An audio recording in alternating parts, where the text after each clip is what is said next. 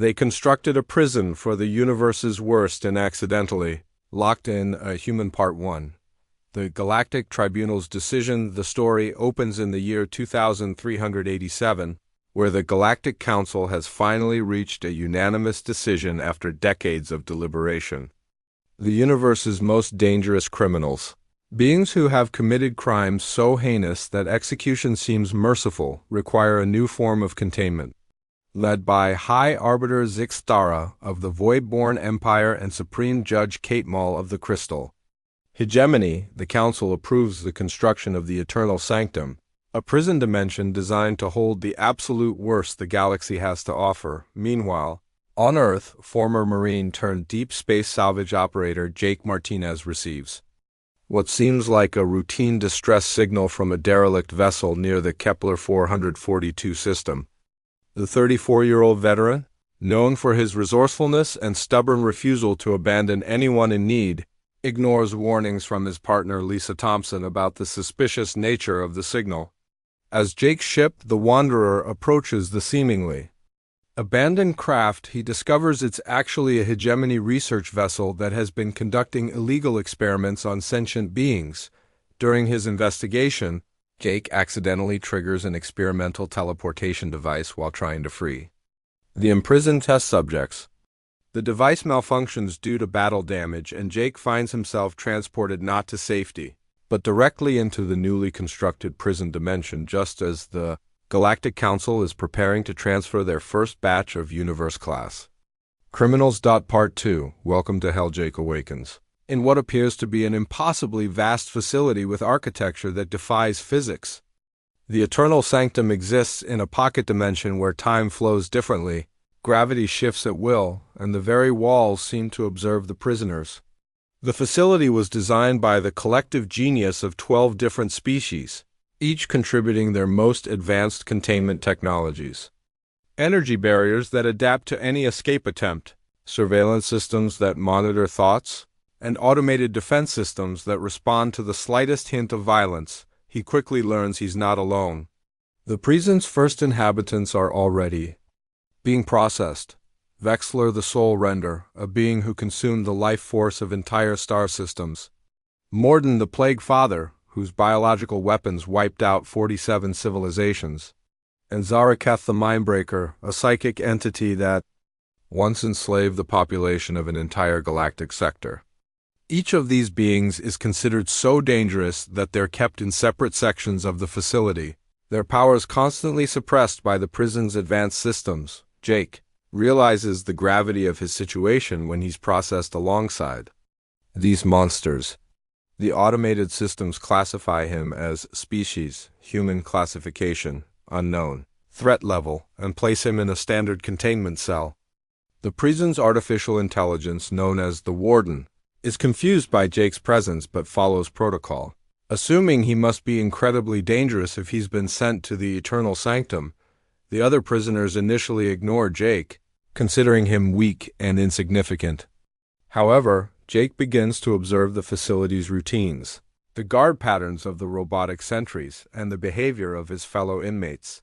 His military training kicks in, and he starts to formulate plans not for escape, but for survival in this hellish environment. Part 3. The human factor. As days pass in the prison, Jake's behavior begins to puzzle both the artificial intelligence and his fellow inmates. Unlike the other prisoners who rage against their confinement, plot elaborate revenge schemes, or sink into despair, Jake adapts. He exercises regularly, maintains a mental routine, and even attempts to communicate with the automated systems in a friendly manner. The Warden, programmed to analyze behavioral patterns, cannot categorize this response. Jake's military background proves invaluable in ways the prison's designers never anticipated. His training in psychological warfare, survival techniques, and unconventional problem-solving allows him to thrive in conditions that break other beings.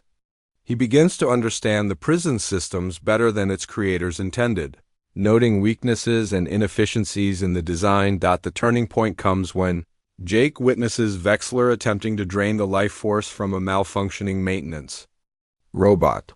Instead of fleeing or hiding, Jake intervenes, using his knowledge of the prison systems to trap the soul render in a feedback loop that forces him back into his cell.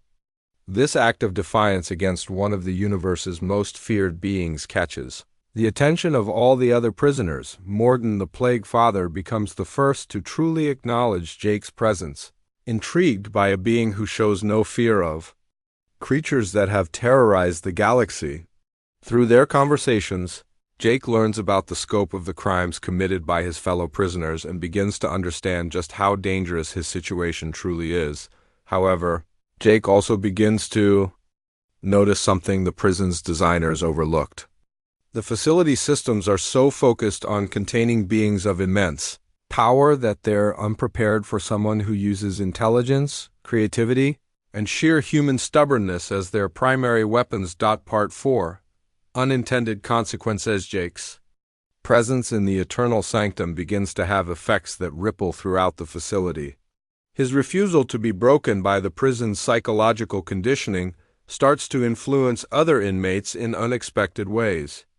The facility systems, designed to prevent cooperation between prisoners, are stymied by Jake's ability to form connections and manipulate social dynamics. The warden's analysis subroutines begin to malfunction as they try to process Jake's behavior patterns. The AI was programmed to handle the psychology of cosmic-level threats driven by power, madness, or evil.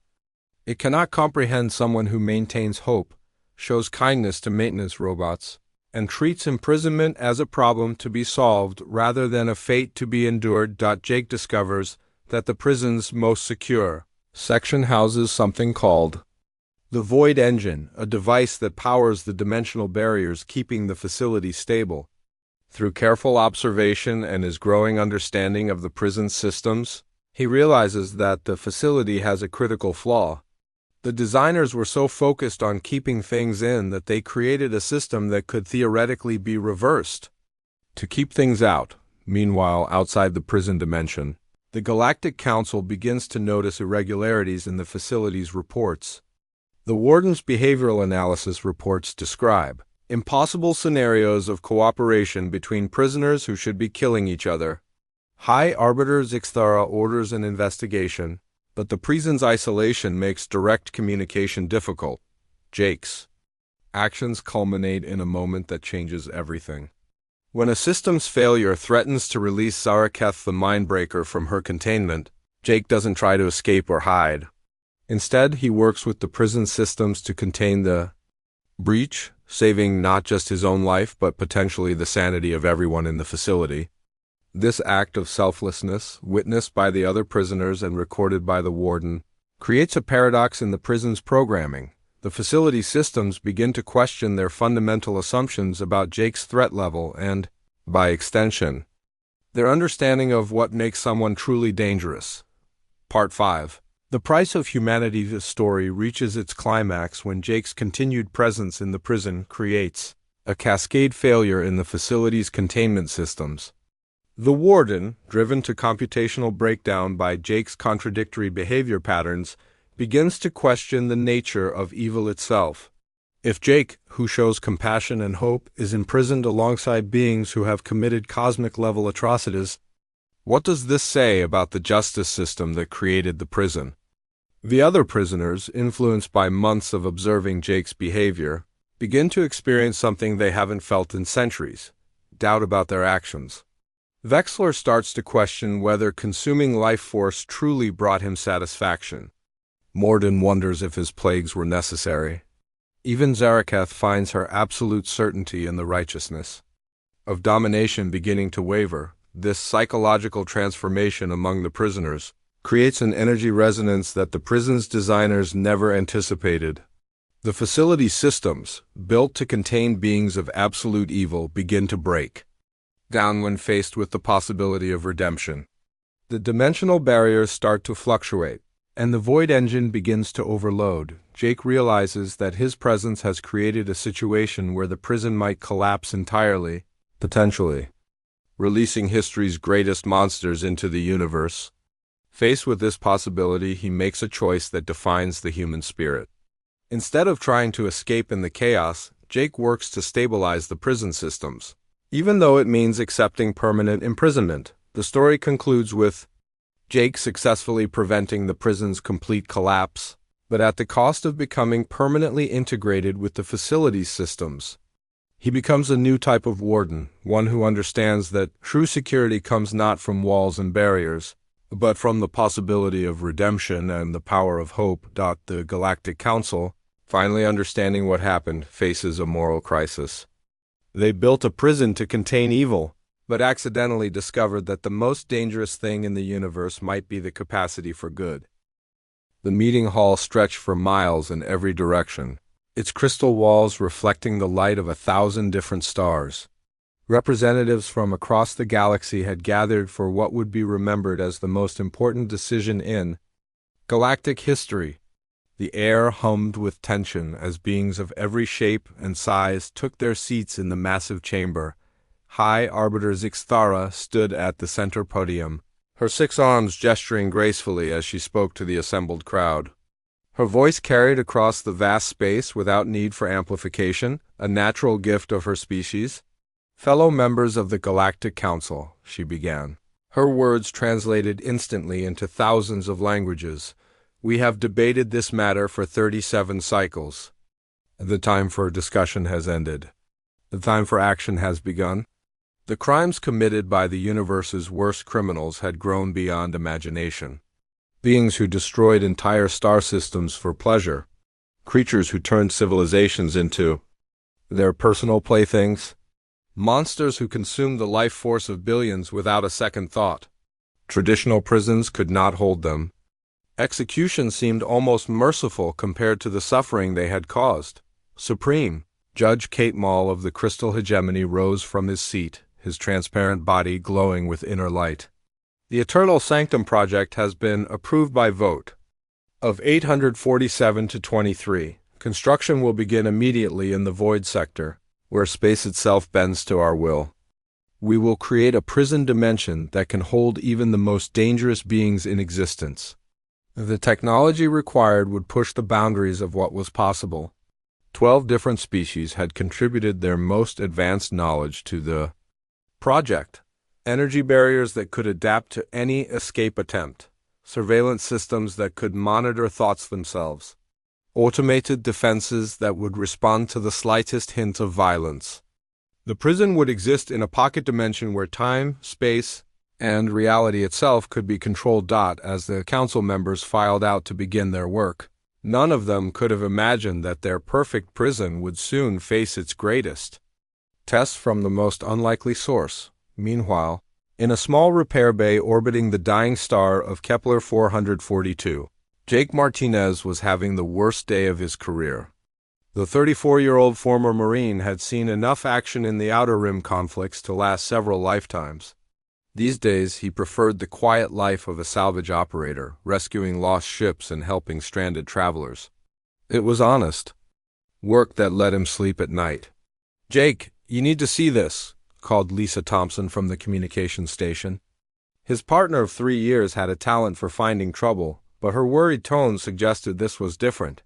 "I'm picking up a distress signal from the inner system. It's automated, but something feels wrong about it." Jake wiped the grease from his hands and walked over to the console. The signal was clean, too clean for a ship in genuine distress. "What kind of vessel?" he asked, already knowing he wouldn't like the answer. "That's the problem," Lisa said, pulling up the sensor. "Readings.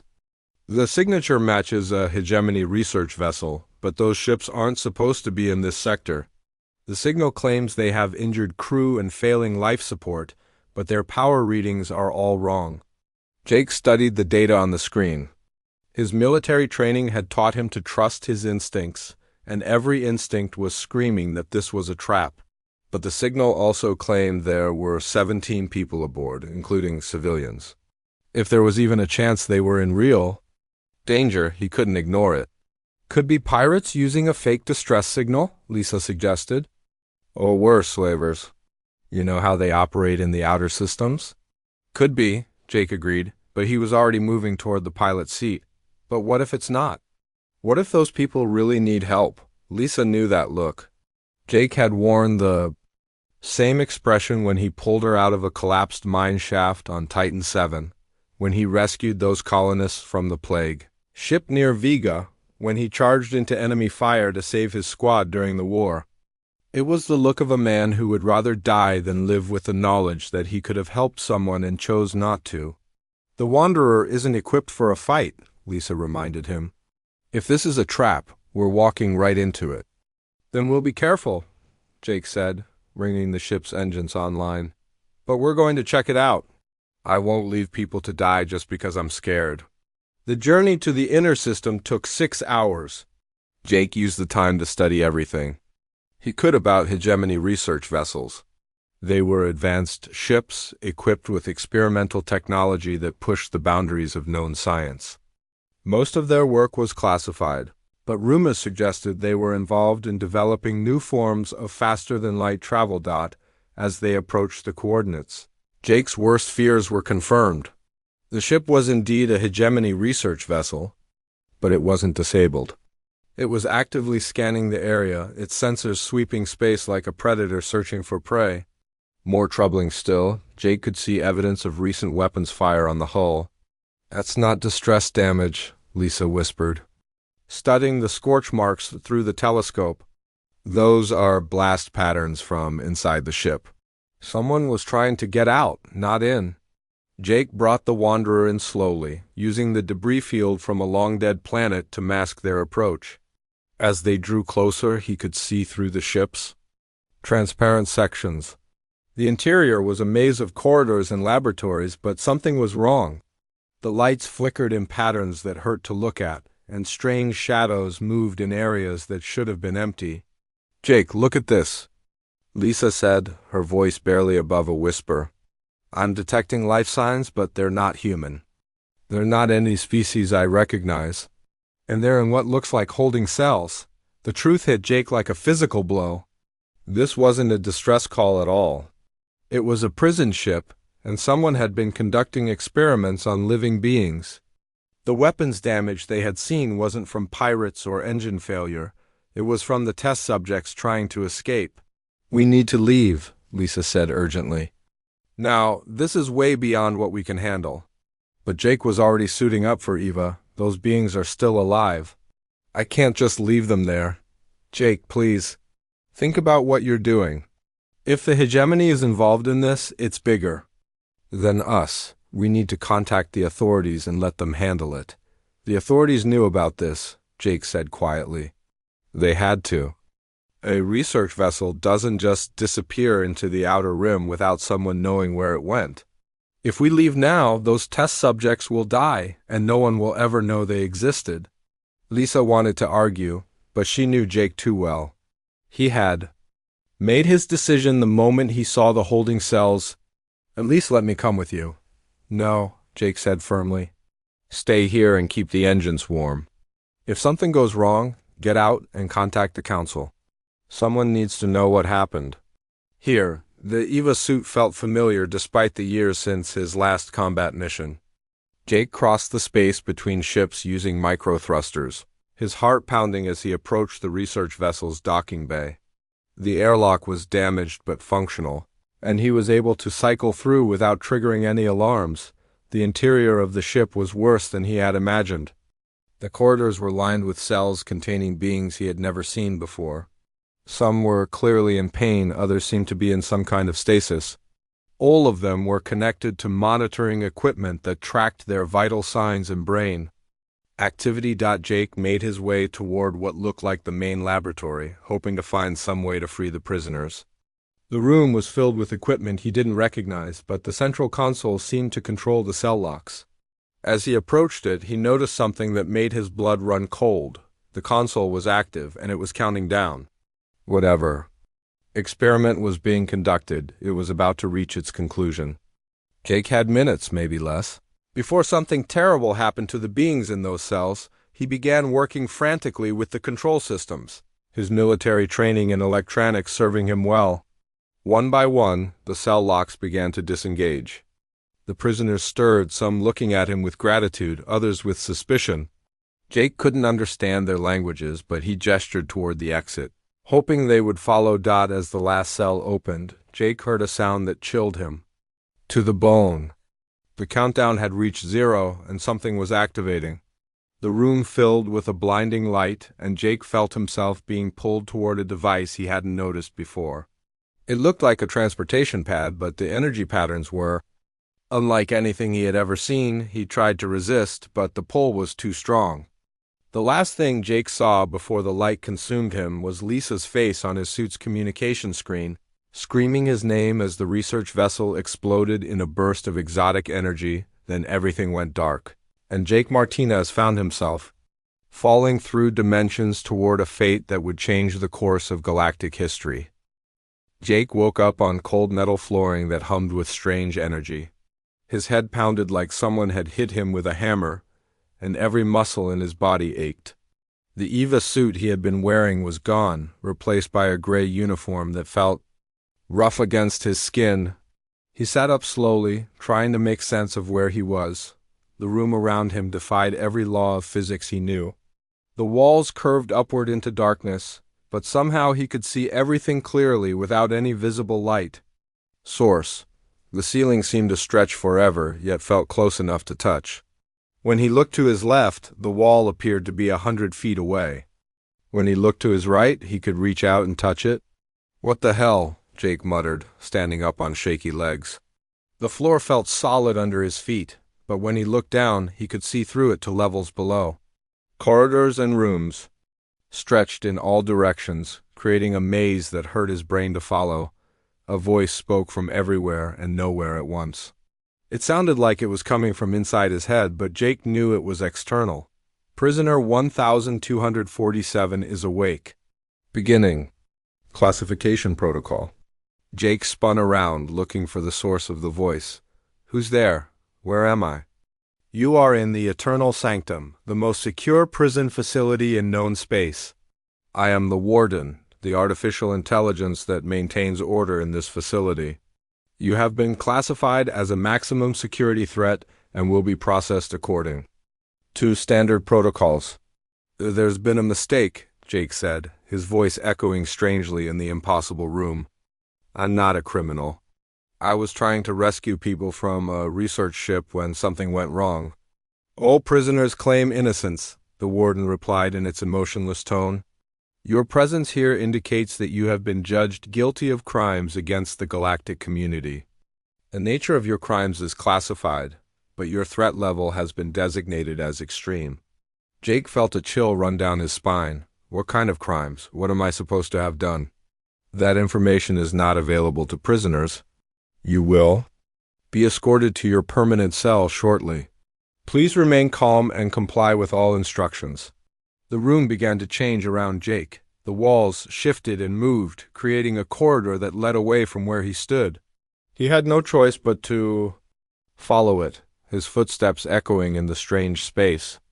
As he walked, he began to see other cells through transparent barriers that seemed to be made of solid energy. In the first cell, Jake saw something that made his blood freeze. A creature that looked like it was made of living shadow paced back and forth, its form constantly shifting and changing. Where its feet touched the floor, the metal turned black and began to decay. The thing noticed Jake watching and turned toward him, revealing eyes that burned like dying stars. "Fresh meat," the creature said in a voice like grinding stone. "It has been so long since they brought us someone new. What delicious suffering you will provide." Jake backed away from the barrier, his heart racing. "What is that thing?" "That is Vexler the Soul Render," the warden explained as Jake continued down the corridor. "He has consumed the life force of 1.7 billion sentient beings across 43 star systems.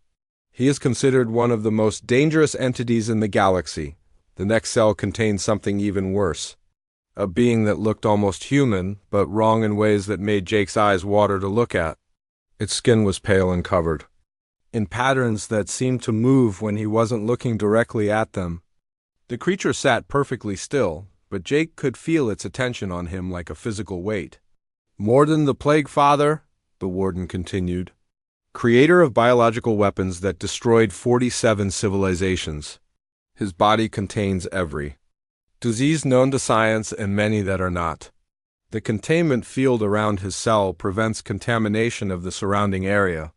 Jake quickened his pace, not wanting to spend any more time near these monsters. But the corridor seemed to stretch on forever, and each cell he passed contained something more horrifying than the last. Beings that had committed crimes so terrible that Jake couldn't even imagine them. Finally, he reached what appeared to be the end of the corridor. A cell identical to all the others stood open, waiting for him. Jake stopped at the threshold, every instinct telling him not to enter. "This is your assigned cell," the warden said. "You will remain here until further notice. The cell is equipped with basic necessities for your survival. Meals will be provided at regular intervals. Any attempt to escape or cause damage will result in immediate punishment." Jake looked around the small space. It contained a bed, a toilet, and what looked like a water dispenser. The walls were the same strange material as the rest of the prison, and the only light came from the energy barrier that would seal him. Inside, "How long am I supposed to stay here?" Jake asked. "Your sentence is permanent confinement. There is no possibility of parole or release. You will remain in the eternal sanctum until the end of your natural life." The energy barrier activated as soon as Jake stepped inside, sealing him in the cell. He immediately ran to the barrier and pressed his hands against it. The energy felt warm and gave slightly under pressure, but it was clearly unbreakable. "This is insane," Jake said, pounding on the barrier. "I don't belong here. I was trying to help people." "All prisoners express similar sentiments," the warden replied. "Your emotional state will stabilize in time. I recommend you use this period to reflect on your crimes and accept your situation." Jake spent the next several hours exploring every inch of his cell, looking for any weakness or way to escape. The walls were smooth and seamless, with no visible joints or openings. The floor was the same, and even the ceiling seemed to be made of a single piece of material. There were no cameras that he could see, but Jake had the feeling he was being watched constantly. As time passed, Jake became aware of sounds from the other cells. Vexler's laughter echoed through the corridors, a sound like metal scraping against stone. Morden hummed to himself, a tune that made Jake's skin crawl. And from somewhere deeper in the facility came sounds that Jake couldn't identify, but that filled him with dread. The first meal arrived through a slot that appeared in the wall without warning.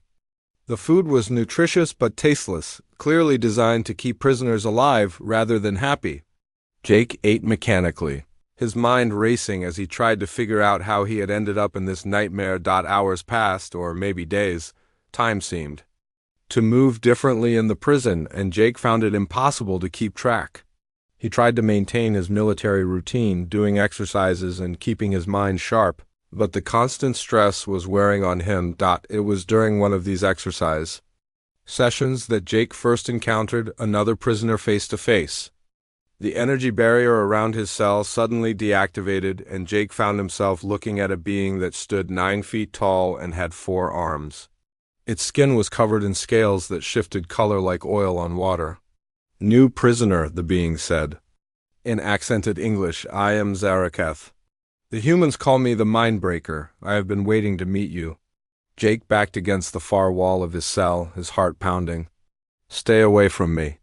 "Oh, but I cannot enter your cell, just as you cannot enter mine." "The warden allows us brief periods of interaction, closely monitored, of course. I am simply curious about you, human. It has been many cycles since one of your species was brought here." "What do you mean, one of my species? There have been other humans here." Zaraketh's laugh was like breaking glass. "Oh yes, several over the years. But they all broke so quickly. The isolation, the hopelessness, the constant fear. Your minds are so fragile, I wonder how long you will last." "I'm not going to break," Jake said, trying to sound more confident than he felt. "They all said that," Zaraketh replied. "But you? Humans have such interesting thoughts, so full of hope and dreams and love. It makes the despair so much sweeter when it finally comes." The energy barrier reactivated, separating them once again. Jake slumped against the wall, overwhelmed by the reality of his situation. He was trapped in a prison with the most dangerous beings in the galaxy, creatures that had committed crimes beyond imagination. And somehow the prison systems thought he belonged with them, but Jake was not like the previous humans who had been brought here. He was a Marine, trained to survive in impossible situations. He had been through combat, seen friends die, and faced his own mortality more times than he could count. The despair that had broken others only strengthened his resolve. As the artificial day cycle dimmed and the prison settled into its version of night, Jake lay on his bed and stared at the ceiling. He began to plan. Not for escape, which seemed impossible, but for survival. He would learn the prison's routines, understand its systems, and find a way to endure whatever this place could throw at him.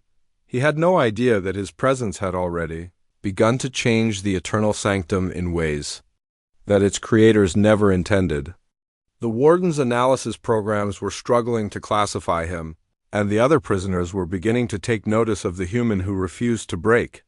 Jake Martinez was about to discover that sometimes the most dangerous thing you can be in a prison full of monsters is someone who still has hope.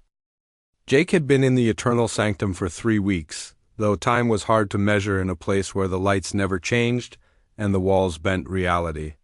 While other prisoners screamed at their barriers or sat in sullen silence, Jake had developed a routine that kept his mind sharp and his body strong. Each morning, he woke at what he decided was 6 o'clock and began with push-ups, sit-ups, and running in place. The cell was small, but Jake had learned to use every inch of space efficiently.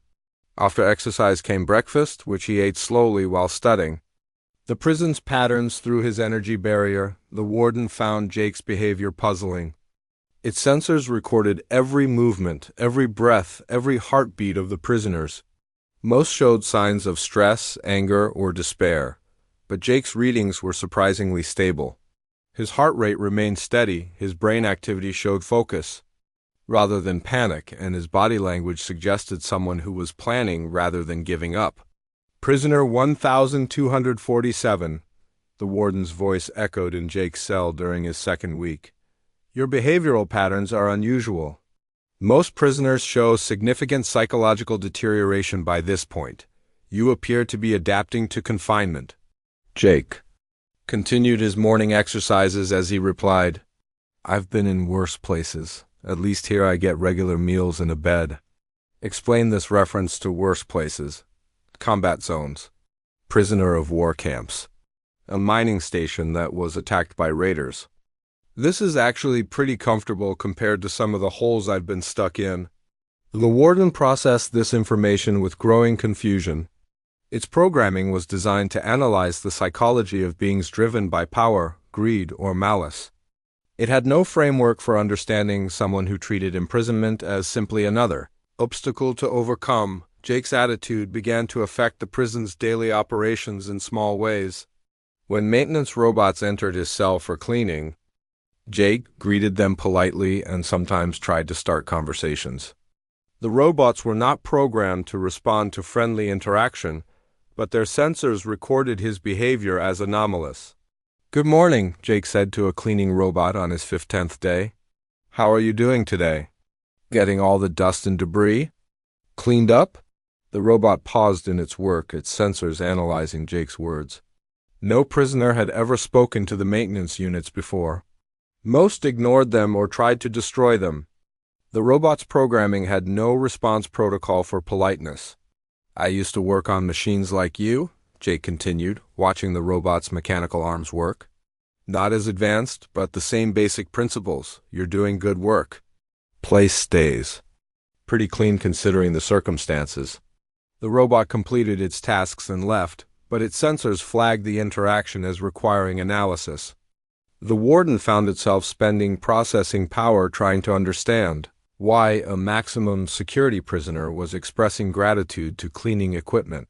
Jake's real breakthrough came during his 3rd week, when he witnessed something that changed everything. He was doing his evening exercises when he heard a commotion from the corridor. Through his energy barrier, he could see Vexler the Soul render standing at the edge of his cell, his shadow form pressed against the energy field.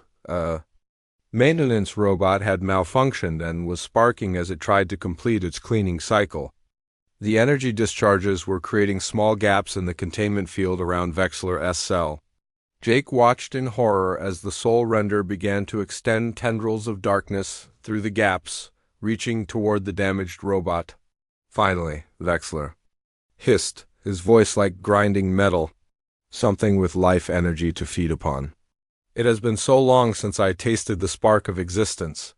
Jake realized that if Vexler drained the robot's power core, it might give him enough energy to break free from his cell. A creature that had destroyed entire star systems would be loose in the prison, and Jake was certain the other containment fields wouldn't hold if Vexler was free to attack them. Without thinking, Jake began shouting at the top of his lungs. "Hey! Over here! Warden, you've got a containment breach in Sector 7. The Soul Render is trying to drain a maintenance robot." The warden's attention immediately focused on the situation. Emergency protocols activated and blast shields began to descend around Vexler's cell, but the Soul Render was already drawing energy from the robot, growing stronger with each passing second. Jake studied the situation quickly, his military training taking over. The maintenance robot was caught in a feedback loop, its damaged circuits preventing it from moving away from the dangerous area. But Jake had noticed something during his weeks of observation. The prison's energy barriers were connected to a central grid, and they could be redirected in emergencies. "Warden," Jake called out, "reverse the polarity on the corridor power grid. It will create a feedback pulse that will force the soul render back into his cell." "That procedure is not in my programming," the warden replied. "Then let me do it." "Drop my barrier for 30 seconds and give me access to the maintenance panel. I can stop this." The warden hesitated. No prisoner had ever offered to help maintain the prison's security.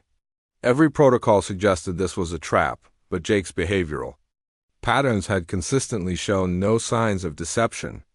"If you are attempting to escape, you will be terminated immediately," the warden warned. "I'm not trying to escape," Jake said firmly. "I'm trying to prevent that thing from breaking free and killing all of us." The energy barrier around Jake's cell dropped. He ran to the maintenance panel in the corridor, his hands moving quickly over the controls. His years of working with electrical systems served him well as he traced the power flow patterns and found the right connections. "Got it," Jake said, hitting the activation switch. A pulse of energy flowed through the corridor, creating a feedback loop that forced Vexler back into the center of his cell. The Soul Render shrieked in rage as his tendrils of darkness were severed, and the containment field solidified around him. The malfunctioning robot powered down safely, its circuits no longer sparking. Jake stood in the corridor for a moment, breathing heavily, then walked back to his cell. The energy barrier reactivated behind him. "Why did you do that?" the warden asked after several minutes of silence. Jake sat on his bed, exhausted from the adrenaline rush. "Because letting him escape would have been bad for everyone, including me. You could have used the opportunity to attempt your own escape." "Where would I go? This is a prison dimension. Even if I got out of my cell, I'd still be trapped here. Better to make sure the really dangerous prisoners stay locked up." The warden processed this logic, but found it incompatible with its understanding of prisoner psychology. Every analysis suggested that Jake should have either tried to escape or simply waited for someone else to handle the problem. His decision to actively help maintain prison security was unprecedented. Word of Jake's actions spread through the prison in ways the warden couldn't track. Prisoners had their own methods of communication, and soon every being in the facility knew that the human had prevented Vexler from escaping Morden the Plague. Father was the first to acknowledge what Jake had done. During the next interaction period, when the energy barriers were briefly lowered for prisoner socialization, the pale figure spoke to Jake directly. "You saved us all, human," Morden said in his whispered voice. "The Soul Render would have drained every being in this facility if he had escaped. Why did you stop him?" Jake looked at the creature that had destroyed 47 civilizations and answered honestly. "Because it was the right thing to do? Just because I'm trapped here doesn't mean I want to see people get hurt. People? Morden laughed, a sound like wind through a graveyard. Look around you, human. We are not people, we are monsters. I have killed more beings than you can imagine. I have created diseases that turned entire worlds into graveyards. Why would you protect such creatures? Because everyone deserves a chance to live, Jake replied. Even if they've done terrible things. Maybe especially then? Morden stared at Jake for a long moment, his pale eyes reflecting depths of thought that hadn't been there before. You are either very wise or very foolish, human, perhaps both. The other prisoners began to take notice of Jake in ways they never had before. Zaraketh the Mindbreaker found herself curious about this human who showed no fear of creatures that had terrorized the galaxy. Even Vexler, despite his rage at being contained, began to watch Jake with something approaching interest. The Warden's analysis programs were running constantly now, trying to understand the behavioral changes occurring throughout the facility. Prisoner aggression levels were down. Escape attempts had decreased. Most puzzling of all, several prisoners had begun expressing what could only be described as curiosity about concepts they had never shown interest in before. Jake remained unaware of the effects his actions were having on the prison's population. He continued his routine of exercise, study, and observation. When maintenance robots entered his cell, he greeted them warmly. When the warden asked him questions about his behavior, he answered honestly. When he witnessed problems in the prison, he helped solve them. To Jake, he was simply doing what came naturally. He was a Marine, and Marines took care of their own. Even in a prison full of monsters, he couldn't stand by and watch preventable disasters happen. The alarms screamed through every corridor of the Nexus detention facility as Jake Morrison led his group of escaped prisoners toward the central core. Behind them, the sound of heavy footsteps echoed as Commander Thex's security forces closed. Jake pressed his back against the cold metal wall and checked his makeshift map one more time. The core is just ahead, he whispered to the strange collection of beings around him. The weeping cardinal floated beside him, his form flickering between solid and translucent. Vex crackled with contained energy, while Flux had taken the shape of a maintenance robot to avoid detection. This is madness, hissed a serpentine creature called Coil. We should scatter now while we still can, Jake shook his head. We stick together, that's how we got this far. Through the ventilation system, they could hear Commander Thex barking. Orders, seal all exits. I want energy dampeners on every level. These creatures will not leave this facility. The silence spoke directly into Jake's mind, its voice like distant thunder. The Vorthan commander fears what we represent. Freedom for beings like us threatens their entire system of control. Jake nodded and turned to his companions. Remember the plan. We're not trying to destroy this place. We're trying to change it. They moved forward through the maintenance tunnels. Jake's human size allowed him to navigate spaces that would trap the larger security forces. Dr. Rodriguez had given him the access codes before the guards dragged her away. He hoped she was safe. The central core opened before them like a vast cathedral of metal and energy. Massive computers lined the walls, their screens showing the status of every prisoner in the facility. In the center stood a control platform where the facility's main systems could be accessed. There, Jake pointed. If we can reach that console, we can override the containment protocols. But as they stepped into the open space, bright lights flooded the chamber. Commander Thex stood on the platform with a squad of armed guards. His reptilian features twisted into what might have been a smile. The human pest and his collection of monsters, Thex said. You have caused enough trouble. Surrender now, and your deaths will be quick. Jake stepped forward, his hands raised. But not in surrender. Commander, we don't want to fight you. We want to talk. Thex laughed, a harsh sound that echoed off the walls. Talk? You are prisoners. Dangerous criminals. You exist only because the Council allows it. That's where you're wrong, Jake said. He gestured to the beings around him. Look at them. Really? Look, when did you last see the Weeping Cardinal coherent? When did Vex last go a day without trying to drain someone's life force? The Cardinal stepped forward, his form more solid than it had been in years. The human speaks truth, Commander. For the first time in centuries, I feel ... peace. Vex raised his weapon. Lies, you are all monsters. You will always be monsters. Maybe, Jake said. But monsters can change. Monsters can choose to be better. The guards opened fire, but the silence moved faster than thought. Reality bent around the chamber, and the energy bolts harmlessly struck the walls. Vex absorbed the electrical discharge from the damaged systems, growing brighter but not attacking. You see? Jake called out over the chaos. They could kill you all right now, but they won't. Because that's not who they want to be anymore. Commander Vex snarled and pulled out a larger weapon. Then I'll do it myself. The weapon charged with a whine that hurt to hear. Jake knew it was designed to kill anything, regardless of their abilities. He also knew that his friends would protect him, probably by destroying Vex and his guards, but that would prove the council right. That would justify everything they had done. Jake did the only thing he could think of. He ran straight. At Commander Vex, the Vorthan commander was so surprised that he hesitated for just a moment. That was all Jake needed. He tackled the larger alien, and they both crashed to the floor. The weapon skittered across the metal deck. "Don't kill him," Jake shouted to his companions. "He's just scared." Vex struggled beneath him, his claws scraping against Jake's uniform. "You understand nothing, human. These beings have destroyed entire worlds." "Yeah," Jake said, holding him down. "And you've kept them locked up and tortured for centuries. Which one of you is the monster?" The silence floated closer, its presence making the air itself seem to vibrate. "The human is right, Commander. We have done terrible things. But your people have done terrible things too. The difference is that we want to change." Dr. Rodriguez's voice came over the facility's communication system.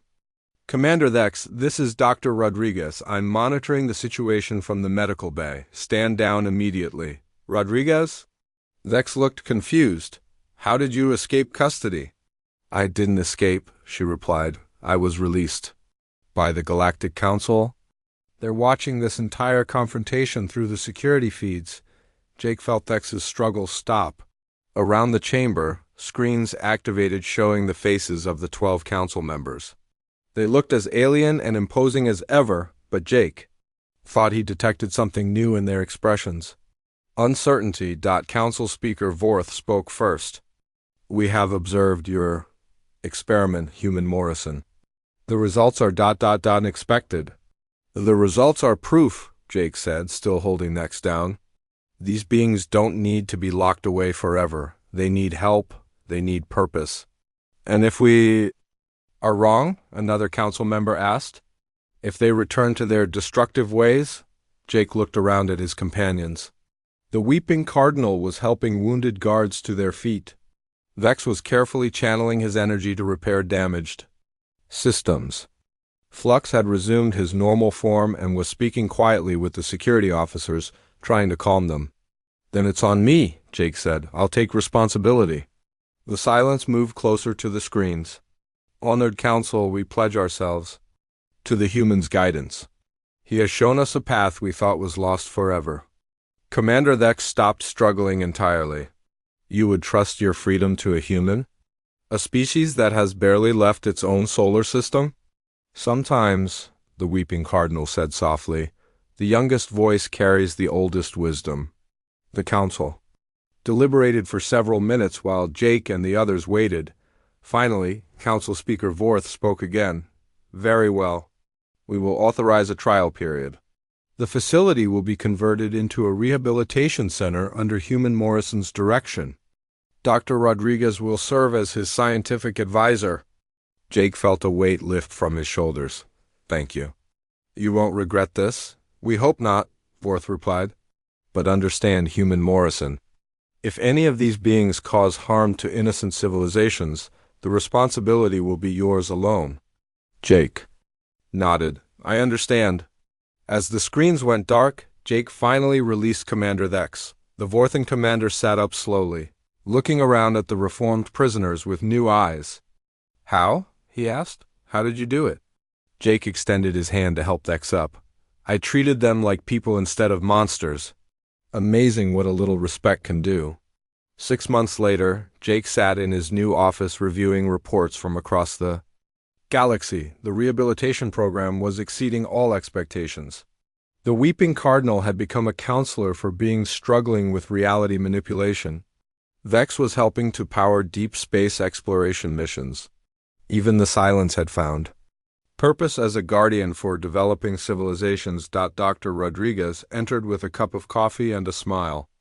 The council just approved funding for 3 more facilities. They want to expand the program. Jake leaned back in his chair. Sometimes I still can't believe it worked. You gave them something they'd never had before, she said. Hope. Through his window, Jake could see the facility's new recreational areas where former prisoners socialized with staff members. It wasn't perfect, but it was progress. The universe's worst had become its most unlikely success story. And it all started with one human who refused to give up on the possibility of redemption.